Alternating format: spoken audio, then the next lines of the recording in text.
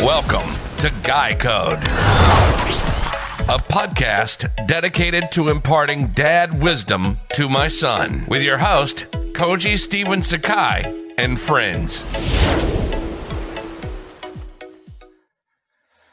Welcome. This is Koji, and this is episode number 18. So my parents are super Asian, and so we never really chatted about anything really, but especially about life. And that's partially why I'm doing this podcast, so I can impart some of my wisdom to my son, even if he's not ready now, just like we talked about Jonesy. This week we were talking about general life advice, and I brought my friend, comedian, actor, writer, and fellow podcaster, Chris Jonesy Jones. Hi, Chris. Hey, buddy. And Chris. It's so good. Oh, I'm sorry. I was just going to say, I'm so glad to be on this thing. I never thought anyone would want my advice. And so I'm very flattered and very pleased to contribute to this future cachet of important life advice for your son. Well, I did think of you right away. Because really? I did actually think, I thought you would have really good advice. But really? Before, Me? yeah. Oh, thank you. But I do want to mention that Jonesy was on my on a recent podcast of Best and Worst with M. Martin Mahoma. And if you haven't checked that out already, please do so. It was one of my favorite episodes. And he shares about one of his worst days of his life. So, Jonesy, why don't you tell us a little bit about who you are? I'm an artist. I discovered that I was an artist a little later in life. Started playing music when I was in college, and then decided, college probably ain't for me. Pursued music. Then I transitioned into stand-up comedy, which I really got the bug for. It was really thrilling for me to do stand-up, and so I stuck with that for years. Moved to New York City from Boston to do stand-up comedy on a serious level. And spent 10 years there. In addition to comedy, I was fortunate enough to do some acting in film and television and theater. Wrote a couple of plays, did a one-man show, produced a lot of web videos, and just sort of experimented with many different forms of comedy. Took improv classes, sketch writing classes, and then have taken all these skills and experiences out to Los Angeles, where I've been now for almost 4 years. Working out here and just living the life of an artist, very modest lifestyle, single, without children, and just doing my art and living and having fun in life. I guess that's what I'm all about. Well, one of the reasons I did think of you was because, being in this industry that we are in, there's so much BS that happens around with people, and a lot of times I don't trust people a lot. I mean, I'm pleasant and people are nice and stuff, but a lot of times I don't trust people because I just don't think that they're very real people. But one of the reasons I've liked you, and I would love to work with you more in the future, is because I trust you, and I feel like you're very upfront of who you are, and it's not like typical Hollywood BS, which is what I really like. Because I mean, one time I told somebody that like my goal in my career is not to screw over people. And he thought that was like the craziest thing anybody's ever said. And I was like, I mean, sometimes it happens, right? You don't know, but, wow.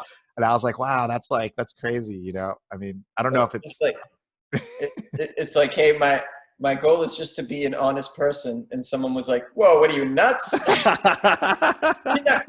Hey, kid, you're not going to make it in Hollywood as an honest person.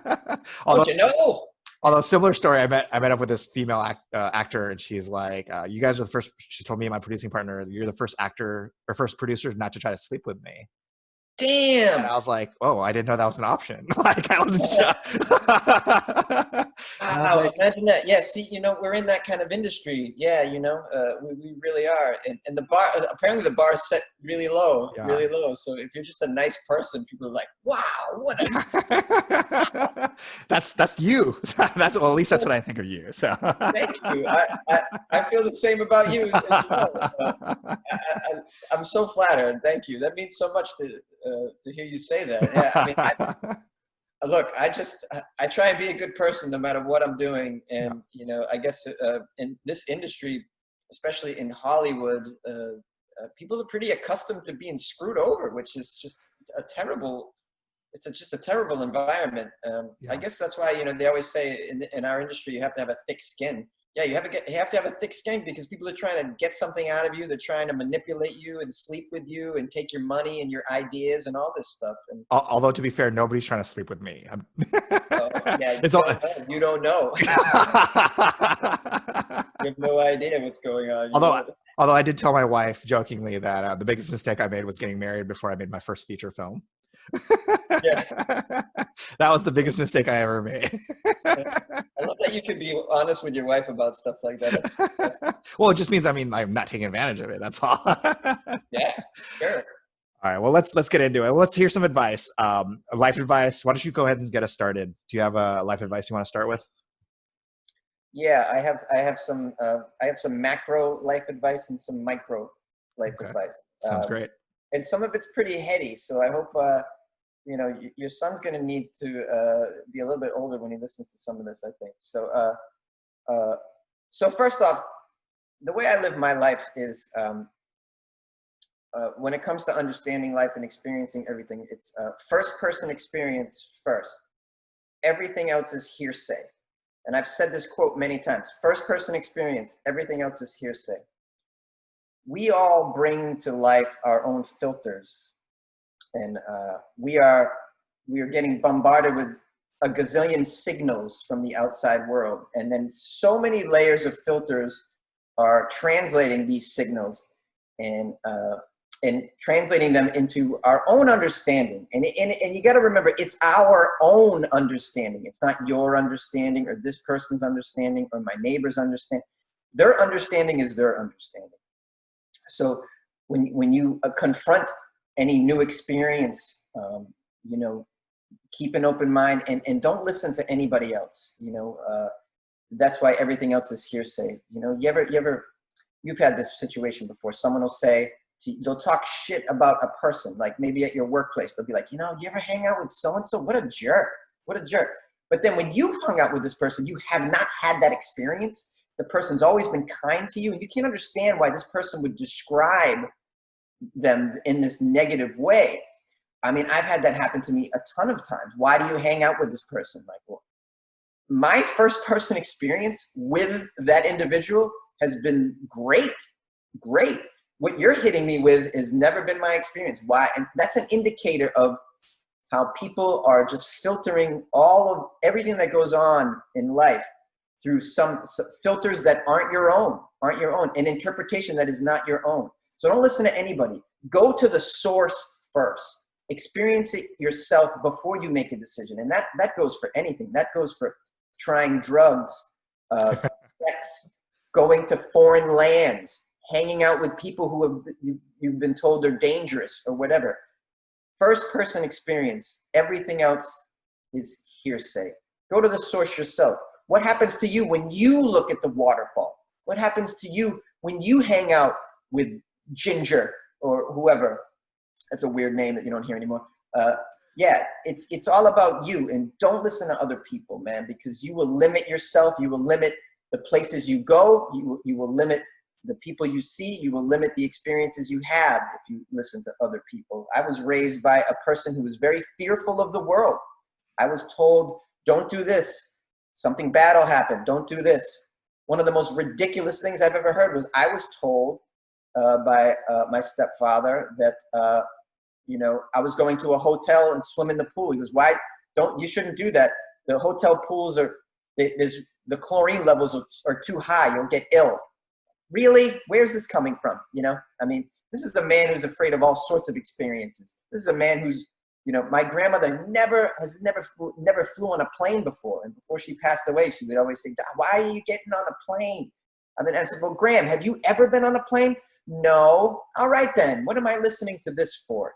I hate to put down my relatives, one of which is no longer alive, but I'm just trying to give examples of how people's own hangups. This is what you don't want to control your own life. You really don't. I think that's amazing. I've never heard that advice, but I think that's a great piece of advice, not to listen to other people in terms of, because you're right. People put their hangups on you, right? Because they're like, you can't fly is a perfect example because they're afraid of flying themselves, or they don't go to whatever country because they themselves are afraid of going to a foreign country or experiencing different things, or That's amazing. That's a great piece of advice. I never heard that.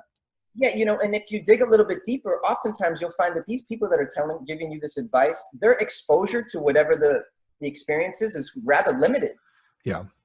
Like when I traveled to Asia, for instance, many people were like, "What are you doing?" And I'm like, "Well, have you ever been to Malaysia?" Well, then what are you talking about? If all you know is what you've read online, why are you giving me this advice? Why should I listen to you? Your first person experience was limited from the get-go. Yeah.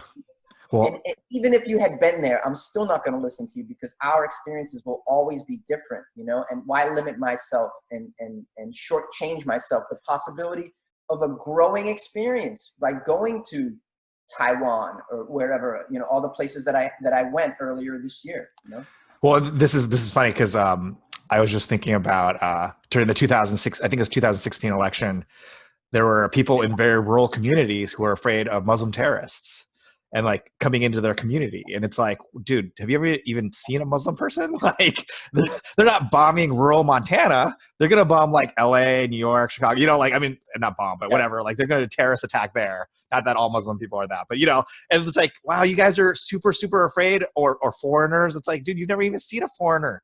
Like people from China aren't visiting your fucking town. Like. Yeah, and as well as anybody how how untraveled Americans are in general. Our exposure to foreign lands is so limited in general. We're one of the most untraveled people, really, and it's a shame because we have the wealth to go to all these places, but we just don't. I'm like the only person. I know a handful of people that have been to Taipei, like less than 5. And I've been around a few decades, that's just weird, we just don't get out there. And yet we're so quick to say, hey, don't go to Egypt. No, don't go here. It's like, well, come on, man, Well, let me share my first piece of advice. My first piece of advice is don't worry about trying to make money. You can make money in anything. So for example, my stepfather owns a place here in Pasadena, and on it, there's a taco truck that has done a business there for like 30 years. And they make like 10 grand gross or net every Saturday, Sunday, like a night, my mom was a beautician. Yeah, night. Cause they're very little, very little overhead, right? Very little, all the ingredients they make 5 kinds of tacos and it's all they make, right? They make it constantly. Everyone in the business is family. So they're not paying them. And my mom was a beautician and she made really good money, so it's like, you can make money. And what I tell people is if you're trying to get in this business to make money, then you should be a plumber because plumbers are going to be useful forever. I don't care what kind of automated revolution is going to come in the future. The plumbers are important. So if it's not about money, then what separates what you should be doing. So it should be something that you're passionate about, something that you have some skill in, something that you want to and trying to create your own luck is what's really important. So it's not about trying to make a lot of money, but it's doing something you want to do, something you're passionate about. And anyway, ultimately, I've said this in maybe like 5 episodes already, but my number one piece of advice for everything always, and it ties with this, is marry rich. Marry someone with a lot of money and or a really great job, because that allows you to pursue your passions in ways that not having that kind of money. That's amazing that you would just tell your future son, hey, just marry rich, man. What are you doing? No, yeah. Fine. Like, my big thing to him is go to Harvard, find the legacy student and marry that woman, get her pregnant in a no-fault state. Did you marry rich then? Is that what you did? No, I didn't. I mean, my wife has a really amazing job, and she's able to help the family stay afloat in ways that I couldn't because my job is so like up and down with career stuff. But yeah, I mean, like I intentionally didn't marry someone in the industry. I would never marry an actor or a writer or producer or or a musician, because it'd be too hard. Like my money is not the money that we count on to pay the mortgage. In other words, right? Sure. And so, but the point being more is that it's not about money, it can't be about money, because you can make money in lots of different ways. So if it's not about money, what is it about then? So that's great advice, man. I like that. I live that as well. Yeah, we live that advice because we're creative people. So it's obvious, but for a lot of people, it's not. I mean, when I tell people that those guys at the taco truck make like 30 grand in a weekend. It's like, fuck, man. Why are you struggling doing this other shit? Why'd you go to college? You know? Yeah. Wow. All right, let's hear your advice. What's your next piece of advice? Okay, the next piece of advice is culture is not your friend. We are. I like to I would like to tell your son to think of himself as your body is a hard drive, and the culture that you take on is like the software that you're running. You ever wonder why people in Denmark act a certain way? Why they call something, you go to the UK, they call the trunk, it's called the boot. They're operating a different software. You go to other countries, you go to Africa, you see that they're eating different things. They're behaving in different ways. Why is that? Well, because they're running a cultural software. And culture, you need to understand, is only that. It's only that. It's so that you can fit in. It's for the convenience of the population that you grow in. It's for the convenience of people, of institutions, of churches, of corporations and whatnot.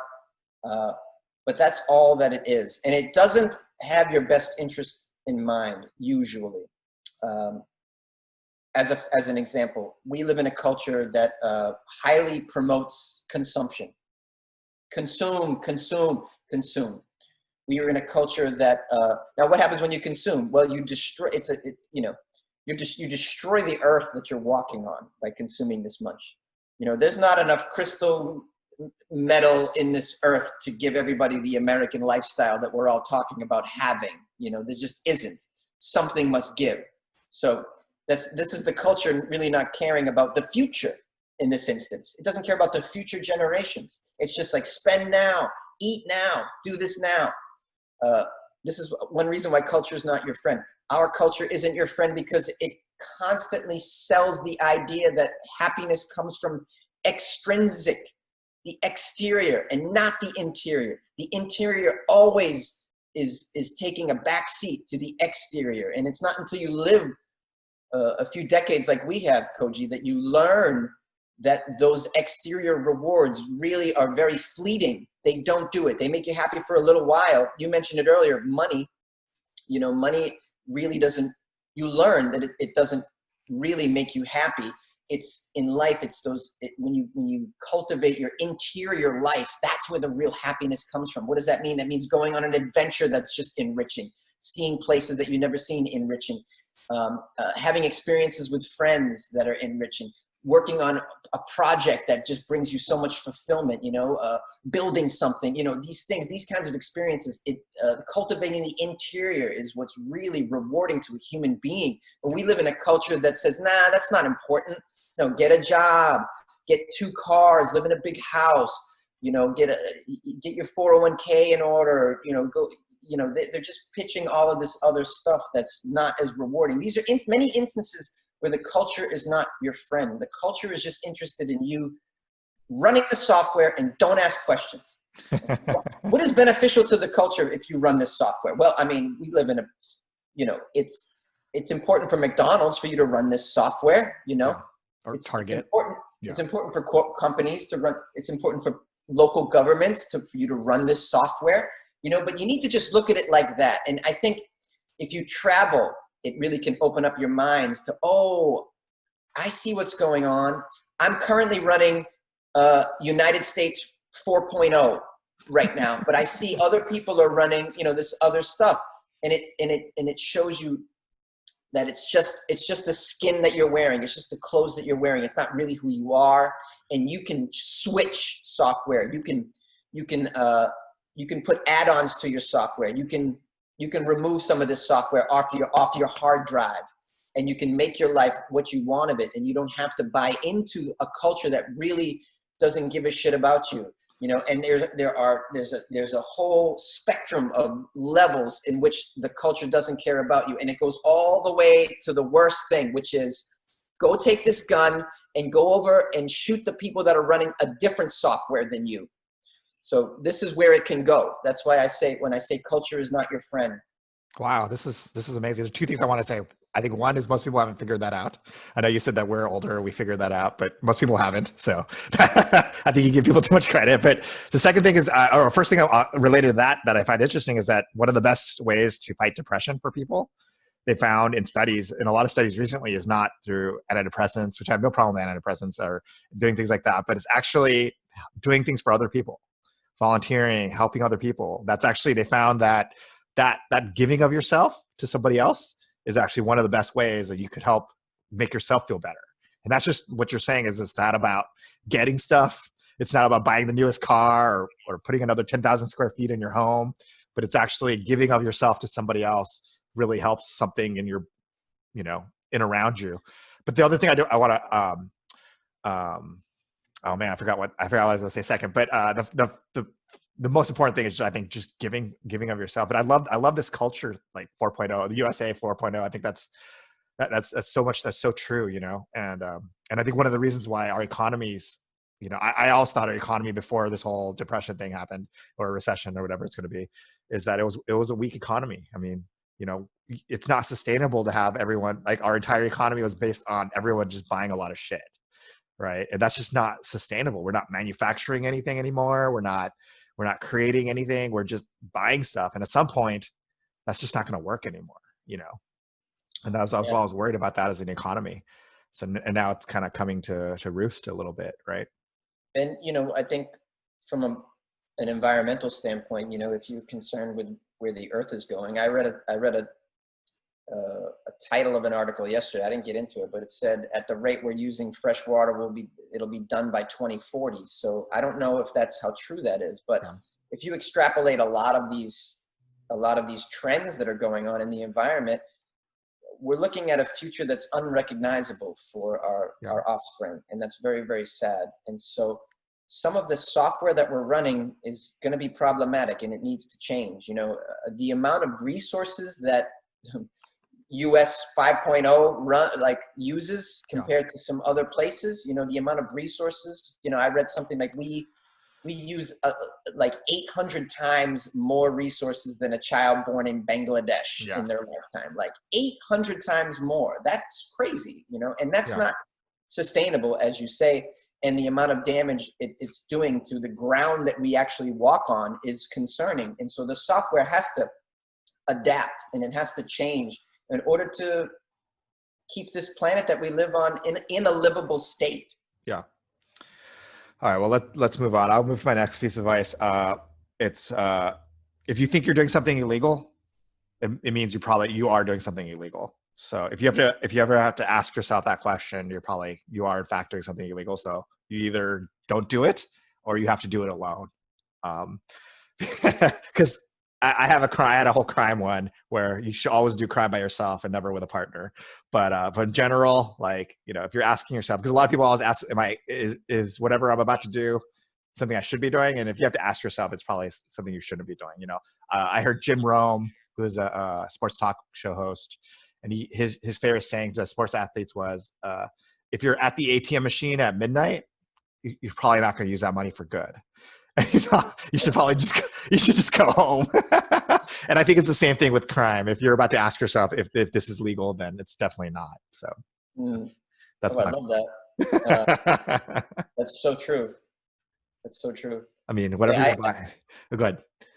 I have a quote from this next lesson is a quote from somebody that I really, really respect. Robert Anton Wilson said that certainty comes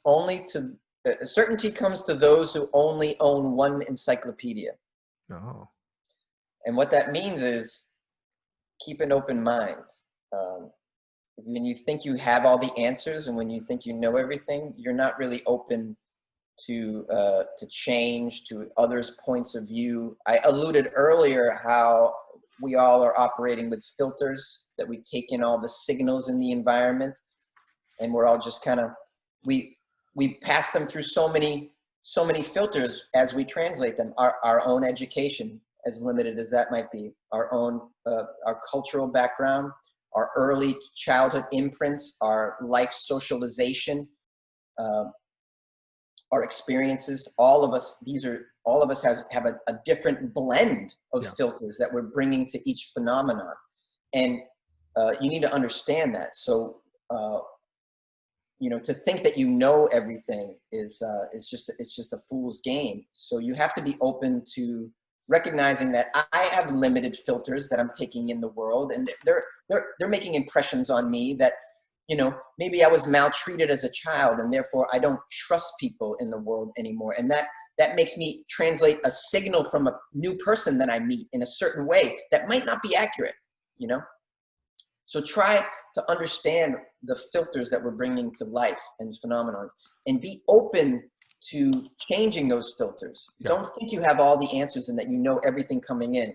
Like, be open to changing and growing and learning more. People are going to say things to you that surprise you. They're coming from a different world. So put down that one encyclopedia that you have. That doesn't explain the entire world. Everybody's running their own operation system here. Everybody's working in a different world, and you have something to learn from everybody. Everybody. Yeah.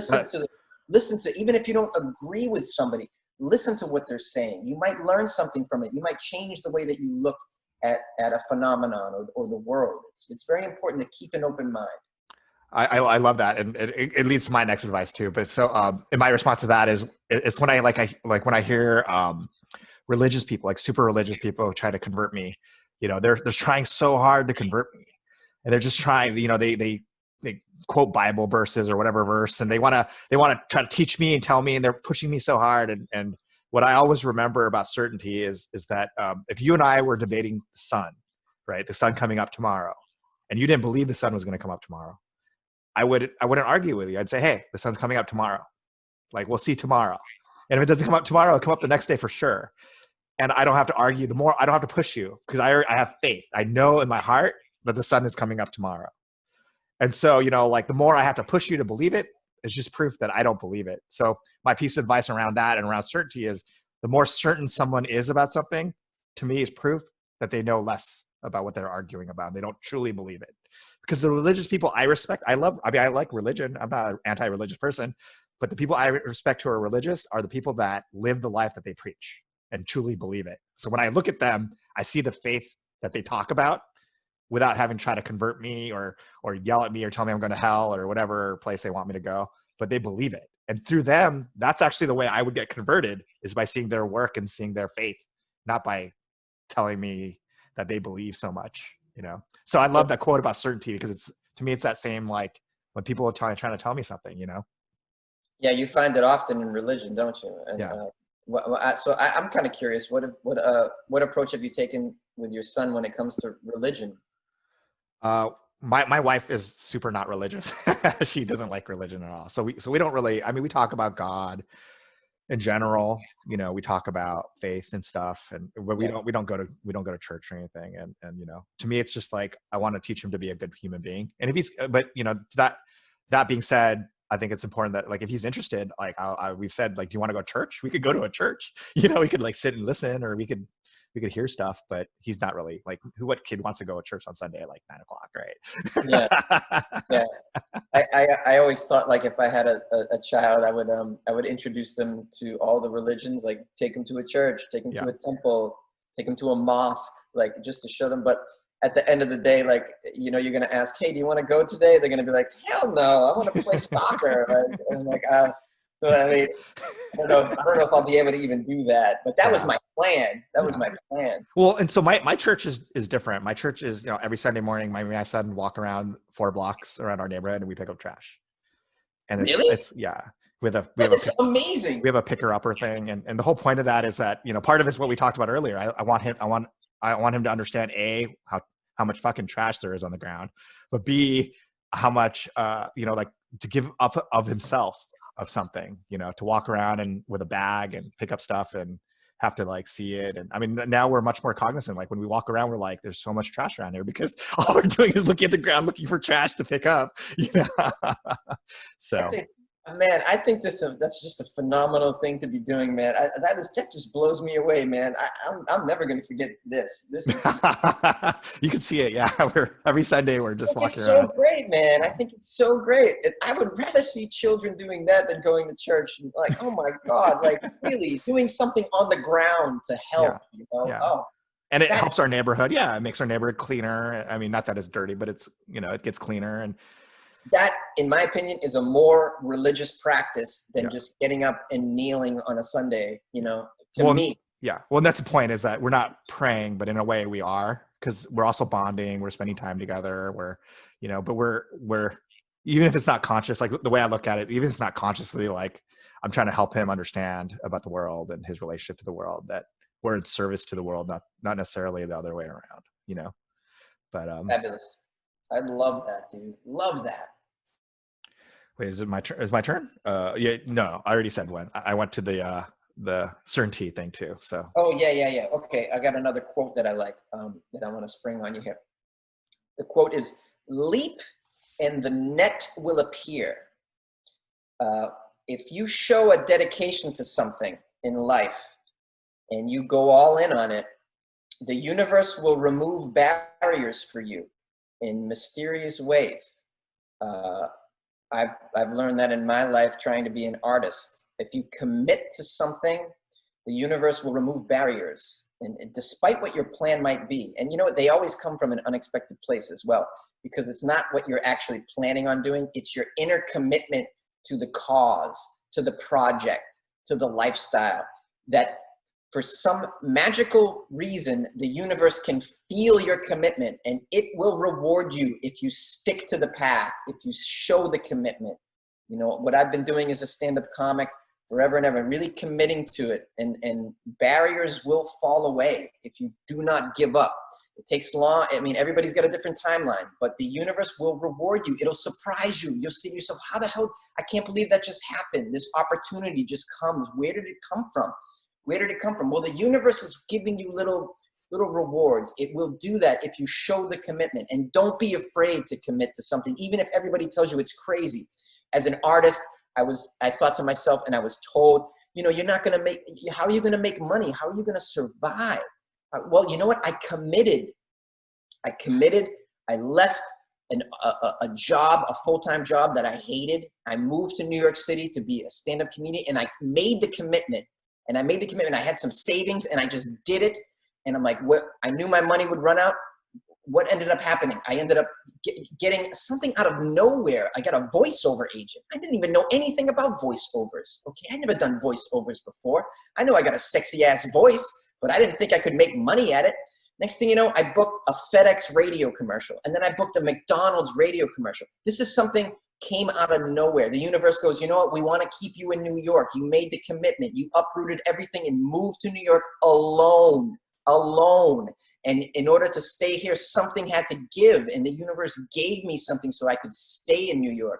And then that began a whole career of not having to work a regular job until this month, coincidentally, because of the virus. Now I'm working a regular job, but I haven't worked a regular job in 14 years. As soon as I had that voiceover career that began, that paid my bills for me. But I made the commitment. I left Boston. People told me, you're crazy. Well, you know what? I pushed through all that, and the universe rewarded me. So you cannot give up. And if you show the commitment, the universe can feel it. I don't know how. It's magic, and I don't know how. I don't understand it. I'm sure you had experiences yourself where this has happened. Yeah. I mean, I always tell people that you have to believe first, right? That's what separates people from making and not making in this industry. It's that, one person who lets the first bad thing happen, they never had a commitment to it. They never believed truly. And so the first sign of something going wrong, they leave.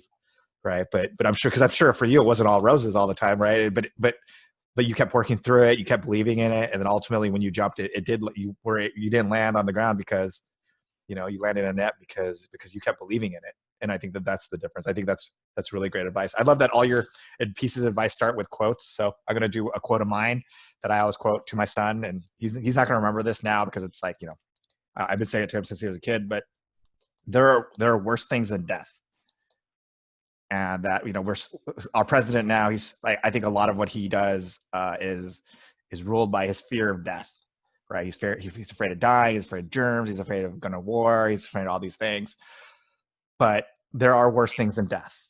And I think that's important to realize, so, things like being a coward, losing your child could be worse than death, being, I mean, there's so many things. And I think sometimes that we're so afraid of the dying part that we let that fear stop us, you know? You know, one thing that I've taken away from, and it kind of goes to your advice too about the leaping, is that, you know, one thing I've always heard from people is that they wish, like when they're dying and when they're really old, is that they wish they did something that they really wanted to do with their lives, right? And they did the safe thing. And what was it? That it was a fear of, you know, it was all that fear that always stopped them. And to me, it's like, you know, living your life of fear is worse than death. You know, death would be, you know, like I think death wouldn't be as bad as that, because then you're just dead, and, you know, whatever happens next, it's already there. but Yeah. but just something to think about. You know, I always like, especially, you know, one of the like one moment, I'll let you speak in a second, was that you know, I always tell my son that when I'm in a situation that is that I have to do something tough, right? And I always ask myself, I also tell myself there are worse things than death. You know, especially if it's in a situation like, you know, where if I see somebody like recently I saw somebody get in a fight, not recently, like before this pandemic, I saw somebody get in a fight, and it was a woman and a man, and I didn't know what's going on. But like, you know, I could easily walk away like every other dude in front of me has, or I could just get involved. And, you know, walking away would be worse than whatever could have happened if it went bad. It was fine ultimately, because I was able to stop them from fighting. But but you know, I mean, I think that there's a path to being a good person, and ultimately it's just not fearing death is not the worst. So anyway, that's a long-winded way of saying that quote. I love it. I love it. And when I think of that quote, I think about that as well. And I try to think about that as often as I can, because it'll push me to take some not crazy risks, but yeah.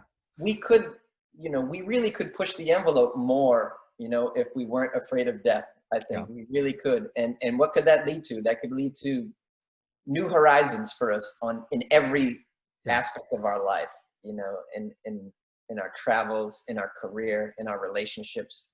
You know, the person who's afraid to fall in love, you know, we all know somebody like that. Yeah. You know, and how limiting is that, you know? And I come from, I was raised by some people who were very fearful men, very afraid. I've alluded to it earlier, and they lived their whole life that way, and it was no life that I wanted, and that's why I left. I said, I'm not going to stay in this town. I'm going to go somewhere. I'm going to do something. I'm not going to live in fear. I'm not going to make decisions based on the fear, which really comes down to the fear of dying. And so you play close to the vest, you know. I witnessed a whole family that was just so afraid of dying, and then they never really took a risk, and they really never lived. They really didn't, you know. And I'm trying to do the opposite. I still suffer a little bit. I mean, we all do, right? I mean, I haven't kicked it, you know. It's very early imprints in my childhood, and those things are strong. That software runs deep, man. Yeah. And you can remove a lot of the plugins, but there's like a residual program that's running in there that's, oh, I gotcha, you know. And I still got a little bit of that, but I'm really been trying to live without fear. You know, my whole situation traveling in Asia during the pandemic, you know, that's something that, you know, I would have never done years ago or even considered, but like, I'm trying to move away from that lifestyle of fear. I don't think you get much out of it. Like you said, you're going to be on your deathbed, and everybody on their deathbed says the same thing. You said it. They go, I wish, insert experience, insert the tried, whatever it was that they didn't try, you know, and that's gotta be the worst regret. How? Do not let yourself go to your grave without trying that stuff, you know, for sure.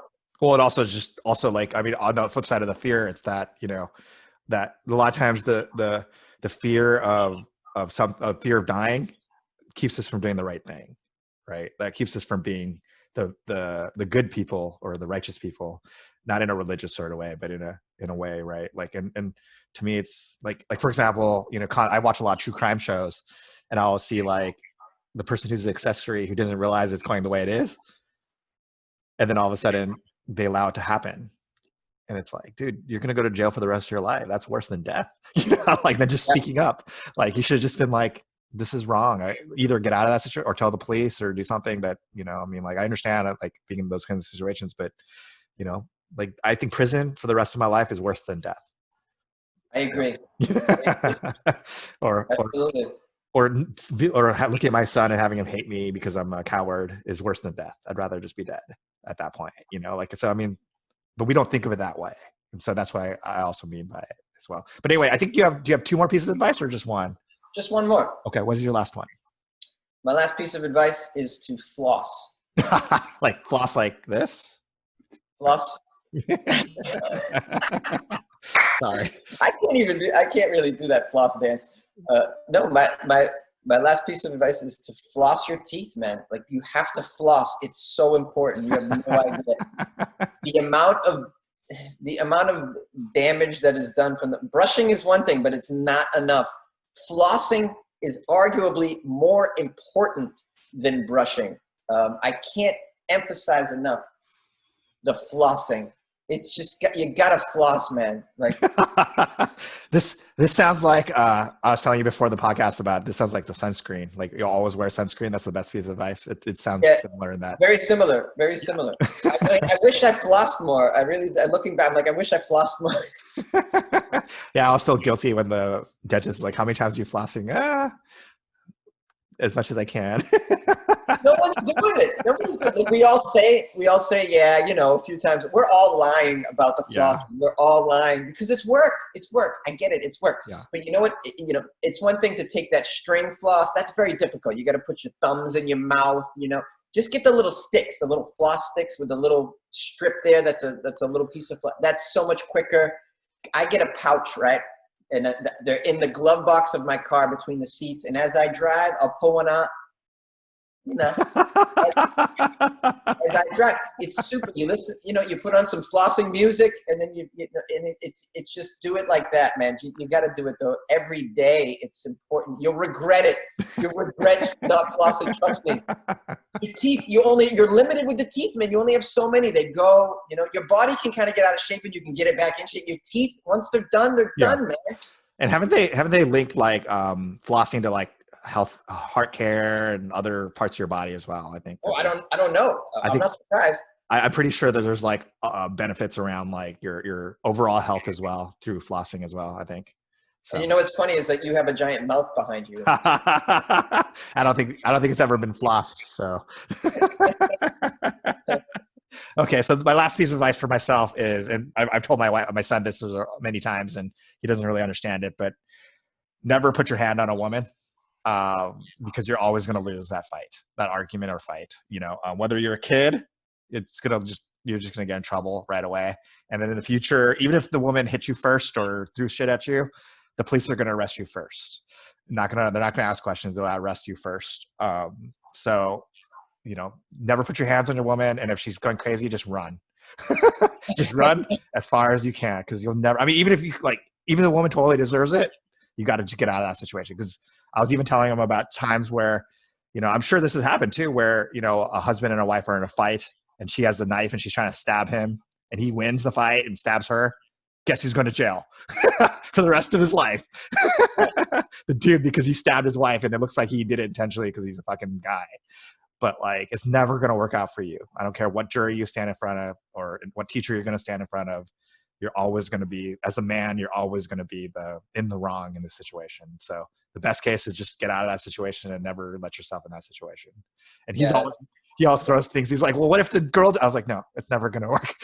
No matter what the girl did to you, No, walk away, man. You just walk away. It's hard to do, but you got to do it. It takes it's a stinging, your pride's going to hurt in there, but just whether you're right, doesn't matter. You just walk away.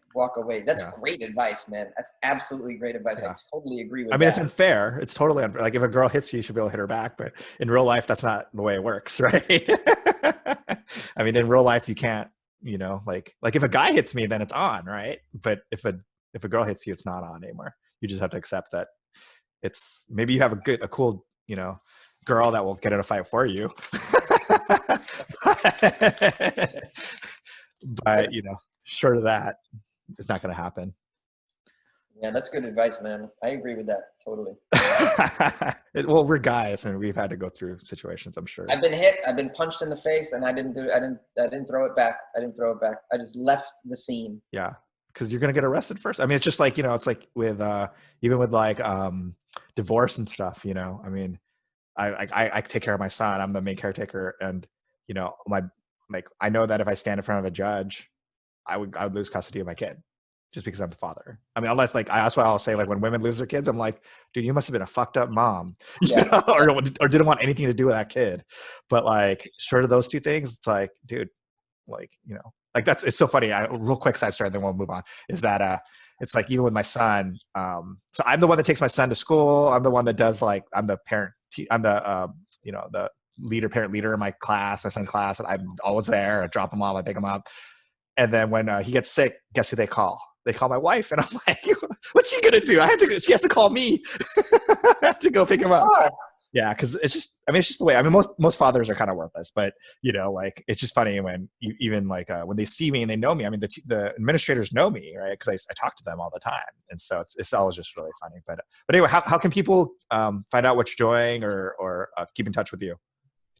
Well, you can follow me on Instagram at Funny Jones to see what I've been doing, but it hasn't been a lot lately. I have no comedy shows for the foreseeable future. Meanwhile, I've just been doing my podcast 5 days a week. It's called Weird AF News. Weird AF News. I do weird stories 5 days a week, Monday through Friday. And on Friday, I only do weird news out of the state of Florida. It's called Florida Fridays. And yeah, this is what I've been working on. And I'm about to hit 1 million downloads. I'm about to hit 800 episodes. Wow. And I'm spending a lot of time in the lockdown working on the podcast and trying to just make it better quality, learning how to market it and whatnot. And I've been spending a lot of time on it, and I'm very proud of it. So yeah, that's what you can get from me at this moment until I have shows in your area, which hopefully in 2021, Hopefully. Well, thank you so much. Funny, you've hit 2 milestones in my 2 podcasts that you've been on. Is that these are the 2 longest podcasts for both of my show. One for Guy Code, it's never gone this long, and as well as Best or Worst, it's never gone. Had never been that long as well. So that's exciting. Well, and the advice is really great. So okay. I mean, so this could just mean that I'm just way too long-winded. No. Like, I actually love the advice. So I was engaging in the advice as well. So thank you very much. Thank you everyone for listening. Please rate, review, subscribe to this podcast, and tell a friend, tell an enemy, tell someone. Bye, guys.